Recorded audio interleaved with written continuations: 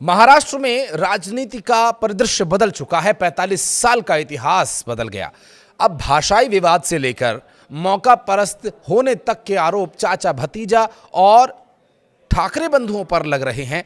इनके हार की 5 बड़ी वजहों की यदि बात करें तो इन वजहों को जानकर आप बहुत आसानी से समझ जाएंगे कि भारतीय जनता पार्टी चुनाव दर चुनाव आखिर यहां मजबूत क्यों हो रही है। महाराष्ट्र की राजनीति में एक नया अध्याय लिख दिया गया है और बीजेपी ने यह कैसे किया, इसके बारे में चुनाव आयोग ने बताया भी। दरअसल सभी जीतने वाले उम्मीदवारों में बीजेपी का वोट शेयर 45.22% रहा और जिससे नगर निकाय में सबसे बड़ी पार्टी बनकर भारतीय जनता पार्टी उभरी है। लेकिन भाषाई विवाद से लेकर लुंगी पुंगी और मौका परस्ती के आरोप झेल रहे ठाकरे बंधुओं और चाचा भतीजों की नैया कैसे महाराष्ट्र में डूबी, इन 5 बड़े कारणों से आप समझने की कोशिश कीजिएगा। नमस्कार, मैं हूं आशीष त्रिपाठी आपके साथ। और महाराष्ट्र के नगर निगम चुनावों में भारतीय जनता पार्टी और उसके गठबंधन वाली पार्टियों यानी महायुति ने एक तरफा जीत हासिल की है। राज्य चुनाव आयुक्त के मुताबिक 29 नगर निगमों की सभी 2869 सीटों का रिजल्ट आया और इसने लोगों को चौंकाया नहीं, क्योंकि लोगों को तो पता ही था ये होने वाला है और एग्जिट पोल में भी ये बातें दावा किया जा रहा था। दरअसल इस चुनाव में बीजेपी ने 1425 सीटें जीती। एकनाथ शिंदे की शिवसेना को 299 और अजीत पवार की नेशनलिस्ट कांग्रेस पार्टी यानी एनसीपी को 167 सीटों पर जीत मिली है। लेकिन क्या आपने ये समझा कि जो 45 साल के इतिहास में नहीं हुआ वो अब कैसे हो गया? चलिए इसी पर बात करेंगे। दरअसल बीजेपी ने विधानसभा चुनाव की तरह ही प्रचंड जीत यहां भी हासिल की और इस जीत के साथ ही महाराष्ट्र की राजनीति को एक नया संदेश भेजा गया। नफरती पॉलिटिक्स नहीं चलेगी। जी हां, और इस नफरती पॉलिटिक्स के हीरो रहे, ब्रांड एम्बेसडर रहे राज ठाकरे निकाय चुनाव में औंधे मुंह धड़ाम हो गए हैं। मन से मुंबई महानगर पालिका में 3 से 4 सीटें ही जीत पाई। मराठी अस्मिता के नाम पर गाली बाजी लुंगी पुंगी करने वाले राज ठाकरे के नफरती पॉलिटिक्स को महाराष्ट्र की जनता ने पूरी तरह से खारिज कर दिया। उनके चक्कर में उद्धव ठाकरे भी अपने उस किले से हाथ धो बैठे जो उन्होंने कितने समय से संजो कर रखा हुआ था और उनके खुद के हाथ भी जल गए। दरअसल बीएमसी की सत्ता 30 साल बाद उद्धव ठाकरे के हाथों से जा रही है। मनसे प्रमुख राज ठाकरे की पहचान महाराष्ट्र की राजनीति में एक नफरती मॉडल के रूप में होती रही है और ये नफरती मॉडल ले डूबा अपने भाई को भी। मराठी अस्मिता के नाम पर गैर मराठियों के साथ मारपीट करना और गालीबाजी करना उनके कार्यकर्ताओं की पहचान भी रही है। राज ठाकरे अपनी सभाओं में खुद भी अपनी जुबान पर कंट्रोल नहीं रख पाए थे और अब आगे रख पाएंगे या नहीं ये तो बहरहाल बाद की बात होगी। लेकिन इस निकाय चुनाव में प्रचार के दौरान उन्होंने कहा था कि यूपी बिहार के लोगों को समझना चाहिए कि हिंदी उनकी भाषा नहीं है। मुझे भाषा से नफरत नहीं, लेकिन अगर आप इसे थोपेंगे तो मैं लात मारूंगा।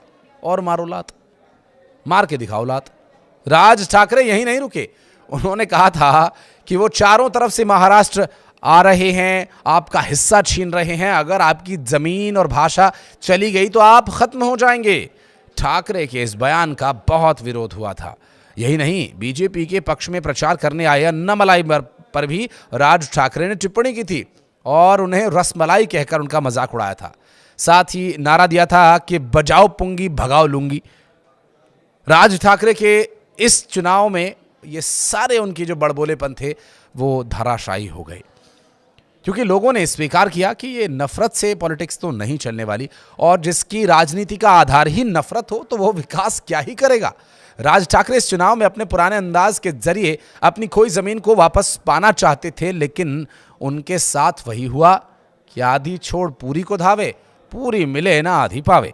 मराठी अस्मिता के नाम पर नफरती पॉलिटिक्स उनकी काम तो आई नहीं, बल्कि उत्तर भारतीयों से उन्होंने राजनीति में दुश्मनी और मोल ले ली। उत्तर से लेकर दक्षिण भारतीयों तक के खिलाफ मराठियों को भड़काने का उनका फॉर्मूला काम आया ही नहीं। महाराष्ट्र की जनता ने विधानसभा चुनाव की तरह ही उन्हें इस बार भी पूरी तरह से खारिज कर दिया। उनके भाई उद्धव ठाकरे जो ठीक ठाक चल रहे थे राजनीति में, उनकी दाल रोटी चल रही थी, उनकी दाल को जलाने और जिस तरह से उनकी रोटी को गिराने का काम उन्होंने किया, अब देखना होगा कि क्या दोनों भाई आगे भी इसी तरह से साथ रह करके मिल करके लुटिया और डिबोएंगे महाराष्ट्र की राजनीति की। उद्धव ठाकरे को जो नुकसान हुआ सो अलग, उत्तर भारतीयों के जो उनके वोट थे मुंबई में, वो वोटर भी गए। ठाकरे बंधुओं की पूरी राजनीति सिर्फ और सिर्फ मराठी वोटर्स के इर्द गिर्द ही सिमट कर रह गई है। अब मराठी वोटर्स ने भी उनसे अपना मुंह मोड़ लिया, ये बात इस चुनाव में साफ हो भी गई।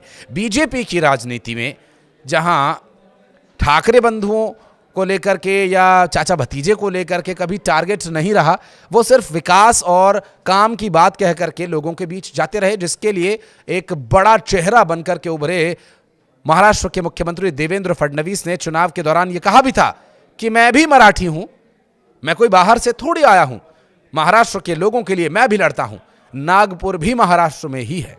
एक रिपोर्ट के मुताबिक मुंबई में मराठी वोटर्स की संख्या महज 38% है। इसके बाद वहां की आबादी उत्तर भारतीय, गुजराती और अन्य लोगों की है। राज ठाकरे की नफरती राजनीति के चलते दूसरे वोटर्स इनके साथ कभी जुड़ नहीं पाए। अब इसका नुकसान तो इन्हें हुआ ही। राज ठाकरे की पॉलिटिक्स पर अब बहुत बड़ा ग्रहण भी लग गया है। राज ठाकरे 2005 में मातोश्री छोड़कर चले गए थे। 2006 में उन्होंने अपनी पार्टी बनाई। उनकी पार्टी को शिवसेना का उत्तराधिकारी माना जाता था। निकाय चुनाव से पहले राज ठाकरे ने अपने भाई उद्धव से हाथ मिला लिया था। 2009 में राज ठाकरे की पार्टी को महाराष्ट्र में बड़ी जीत भी मिली थी। उनकी पार्टी के 13 उम्मीदवार चुनाव जीत गए थे, लेकिन उस दौर में उत्तर भारतीयों के खिलाफ खूब हिंसा भी हुई थी। 2012 की नासिक महानगर पालिका में भी राज ठाकरे की महाराष्ट्र नवनिर्माण सेना सबसे बड़ी पार्टी थी। वहीं राज ठाकरे की पार्टी 2009 वाली सफलता को 2014 के विधानसभा चुनाव तक में नहीं दोहरा पाई। उनकी पार्टी से सिर्फ एक विधायक जीता।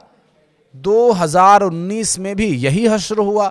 2024 के चुनाव में उनकी पार्टी का खाता भी नहीं खुला और इस दौरान ठाकरे के सुर बदले बदले से नजर आए, कभी किसी के साथ तो कभी किसी के साथ। 2009 वाली ट्रिक से वो बीएमसी चुनाव में स्थापित होना चाहते थे, लेकिन ये हो न सका और शायद आगे न हो, क्योंकि प्रदेश की जनता या कोई भी एक कामगार व्यक्ति जो किसी जनप्रतिनिधि की ओर देख रहा है तो वो विकास के लिए देख रहा है, ना कि लठ बजाने के लिए कि तुम ये भाषा बोलो, ये भाषा मत बोलो, तुम उस राज्य से आते हो, इस राज्य में आकर के ऐसा ना करो, वैसा ना करो। ये सब कुछ अब महाराष्ट्र के लोगों ने पूरी तरह से नकार दिया और मराठी लोग भी विकास ही चाहते हैं। उन्हें भी अपने बच्चे पालने हैं और प्रदेश को तरक्की की राह पर आगे लेकर जाना है। आप कुछ कहना चाहें इस बारे में तो ज़रूर बताइएगा कमेंट सेक्शन में। यहाँ तक वीडियो को देखने के लिए बहुत बहुत धन्यवाद।